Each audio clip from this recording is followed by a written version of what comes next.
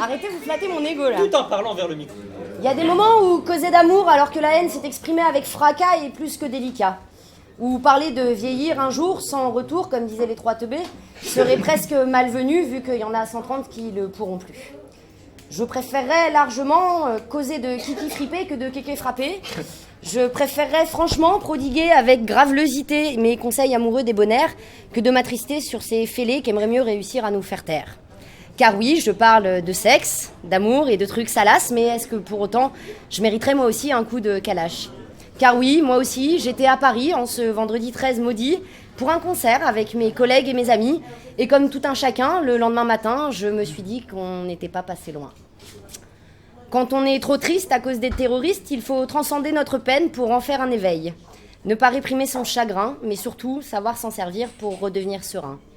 Alors, action, érection, je recommence à parler de fion. Je me dois d'essayer de causer à nos auditeurs les plus âgés en supposant qu'il y en ait. Quand je vois les gens qui assistent à nos enregistrements, je me dis que notre moyenne d'âge éditoriale ne dépasse pas les 35 ans.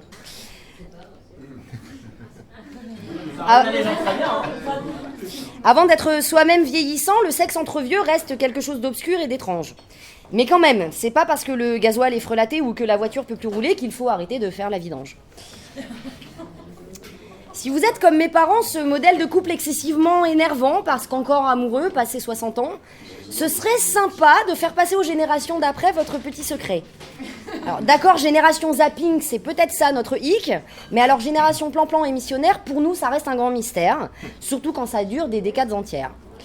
J'aimerais pouvoir dire à nos anciens que j'ai des conseils concrets pour continuer à avoir une vie de chair, mais j'avoue que je ne sais ni quoi dire ni quoi faire. Car mes amants longue durée n'ont jamais su tenir la distance de mon appétit et de mon appétence. À part le dernier en date, qui jusque-là a su bien en prendre acte. Il écoute alors. J'ai donc pas mieux qu'une blagounette toute naze, et d'avance pardon à ma maminette, je sais que tu écoutes mes bêtises à l'antenne. Quelle est la différence entre un vieux et un pénis ? Pas besoin de secouer le vieux pour qu'il bave. Mon dernier paragraphe sera plus philosophique que tantrique. J'avoue et je m'excuse, j'ai du mal à gaulerie et à vanner quand mon pays est encore endeuillé. Ils peuvent fomenter des attentats, tenter de ternir notre plaisir de vivre. Nous continuerons à boire des canons plutôt qu'à charger des fusils, à nous faire péter le bide à coups de grosses boostify plutôt qu'avec des explosifs et des grenades, à nous aimer librement et à assumer nos faux pas, à leur gratter cette mentale exiguïté et à être leur croisée d'Aouta. Le fondamentalisme ne passera pas. Comptez sur nous pour combattre cela.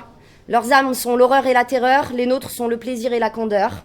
Sénèque, qui serait presque le seul dieu de mon athéiste univers, a dit « La crainte de la guerre est encore pire que la guerre elle-même ».